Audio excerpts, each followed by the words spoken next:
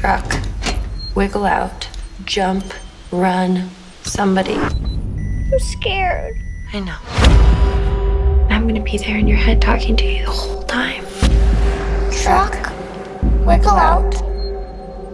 Jump when the truck slows down. Run, somebody. You all right? Jack, listen to me. This is our chance. Hey everybody, welcome to What the Flick. We are all taking turns on movies we didn't see this week, and I didn't see Room. Ben Mankiewicz, Matt Ashley, Christy Lemire, Alonzo Duralde, Brie Larson. I always do but that. You never see him in the same place at the same time. Brie Larson is getting a lot of talk about her performance. What's the story? Yeah, you should go see Room. I will. You should go see Room. So Brie Larson stars as a mother of a little 5-year-old boy, and the two of them are trapped in this space, which they've called Room. It's 10 by 10 feet. And for a long time, you don't know why they're there, how they got there. But the life that they have created for themselves in there is very vivid and very vibrant. And slowly but surely, the little boy, played beautifully by Jacob Tremblay, begins to ask questions about why they are in Room. And it all goes from there. Take a look. Thank you to everyone who sent their good thoughts and their prayers. For 5 years, you made life in that small room, that prison, as nurturing and normal as you could. I'm 5. You're 5. So old now. You are so old now. Yep. Hey, do you know what we're gonna do today? What? We are going to bake a birthday cake. You chose to tell Jack that Room was the whole world, that there was nothing else. Good morning, lamp. Good morning, plant. Good morning, sink. I wanted him to feel safe and that it was a great place for him to live. Did you ever think you would be free? I hoped. Are we in another planet? Same one, just a different spot. No matter how sweet the I've been in the world 37 hours. That's us. we push. I've seen windows and hundreds of cars and birds and grandma and grandpa. Jack, someone here would like to meet you.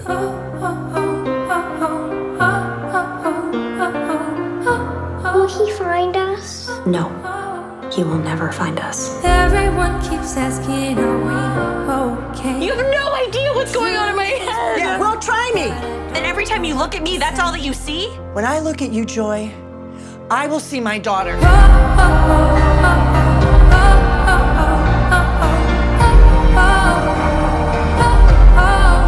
You're gonna love it. What? The world.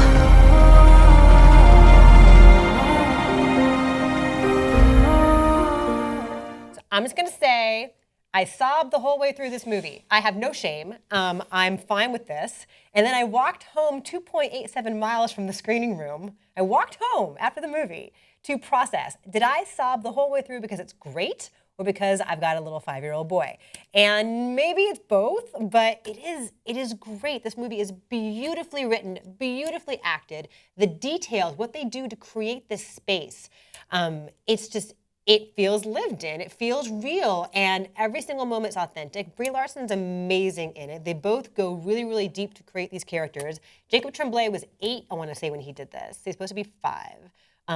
But God, I was mesmerized. Yeah, I was mesmerized. He looks but 5. he's not precocious. There's no like cutesy Disney Channel like Kid Factory stuff going on with him. No, he has some meltdowns too. Yeah, you no, know? it all feels true. And what's so amazing about the script, it's based on a book by Emma Donoghue, I want to say. I've not read the book, but Somebody, they just sent it to me. you should read it. I should read it. Yeah. I guess it's really we should read books sometimes. What do you think? Books. Books are for losers. What's amazing about this movie is that it's this horrific nightmare scenario that has placed these two people in this room. But Brie Larson, Ma, creates this beautiful kind of fairy tale existence for her little boy. And every minute matters and every day matters. And there's a truth and a relatability to their conversations. You know, when she's proud of him when he figures something out, or she's mad at herself when she snaps at him too quickly. And there's great truth to this fantastical situation. Right, Yes, like yes. she's created this wonderful world for him, this magical world for him, but there's nothing supernatural, there's nothing extraordinary about the situation. Why they got there is credible and believable, and they have mother-daughter moments. Yes, she's created that so that he thinks some other son moments. so they create this. She creates this 10 by 10 space, but she gets frustrated at him and angry and scolds him necessarily and unnecessarily, the way a mother in this incredibly tense situation will. But you always or anywhere. right, or anywhere. But you're always so much with her because, especially given these circumstances, you're like, wow, the mere fact that you've created a kid who is this well-adjusted in this world and she's incredibly young. She's herself 24 years old in the movie, the character. Right. She was 19 when she had him. Yeah, she's a great mom. She didn't ask to be a mom. That's right. She didn't ask to be a mom, and certainly didn't ask to be a mom under these circumstances. But she's a great mom. Yes. Go ahead. This is a terrific movie. I love the story that it tells, and it's very smart about the way it tells it. It's a lot of elements, in the language, and I'm sure some of this comes from the book. Like, they don't use the definite article to refer to a lot of things. It's, room. They talk about room. They talk about skylight. They talk about wardrobe. Like, they're all sort of friends of Jack's here. And it's, this is a really interesting movie. Now, then something happens about halfway through the movie that takes you in a direction you may not be expecting. And the movie continues to be just as smart about that. Yeah. And it's, this is that rare movie that there are no missteps. Everything works in here really, really well, and it hits the emotion of it. I was fascinated by the psychology of, when Jack is bold and when he hides and when he doesn't want to talk and the way he reacts.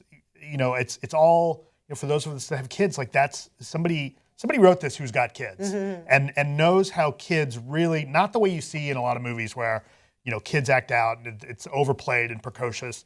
This is a really kind of natural feeling story. Yeah, kids hide out and they, they'll, when they don't want to talk to someone, they hide behind mom and they get moody and they get angry at their parents and they apologize for things that they shouldn't be because of stress in the room. Right. When it's not their fault. Right. And there's that 0 okay. to 60. Like 1 minute everything's fine, and then the next minute there's, just screaming and yelling. And I love that the movie starts out kind of narrated by the kid. Yeah. And as the movie progresses, like the way the kid is telling his own story is fascinating. Yeah. It makes it really interesting. And to see the way, that kind of kid psychology of dealing with the world really helps make this movie. I love this movie. Yesterday, what is today, Thursday? I told my therapist on Tuesday. I was like, man, I saw him, you got to go see this movie. Right. You were going to be into this movie. Did it mess you up too? Like it messed me up? No, I cried. No question. I cried. And then same thing. And I drove around a little extra afterwards. And then when I got home, I said to my wife, I was like, I can't. I saw Spotlight at Telluride. We talked about Spotlight. And I just think you take all the good scenes in all the other good movies this year, and you're not going to add up to everything that's in Room and Spotlight. These are as perfect as movies can get. Yeah. And I think I would have felt the same way without a kid. I mean, you have a literal, I have a 5-year-old son. Yeah. I don't have a son or a 5-year-old, but it's just, but even I imagine if I'd, before I was a parent, I thought about being a parent. I don't think it matters. It's gripping without, you don't have to be a parent. I don't mean to make it sound alienating in any way. It's a beautifully told story and beautifully made. And Brie Larson's great in it. She's good in everything. Short-Term 12, she was excellent in. And you're always happy to see her in supporting roles in something like Spectacular Now or The Gambler. And The Gambler. Wasn't she also in the Amy Schumer in Trainwreck? Yes. Oh, she's the sister. Yes. Right? Yeah, she's great in everything. So this is really a beautiful showcase for her naturalism. She's so present and so authentic. And the kid, so. you can't deliver a better performance than that kid did. I mean, I'd be totally interested. I want to, check back in 10 years. Yeah. So what are our numbers then, Ben? 10. I also say 10. Yeah. 10. Really? We're just going to do it? Okay. We're just going to do it. Perfect. So we're going to say 10.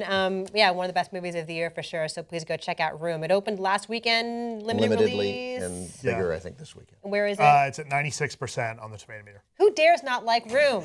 The people I know, apparently. All the conversations I've had before today have been like, and y'all are just loving it. So, all right, I'll check it out, I promise. Bye.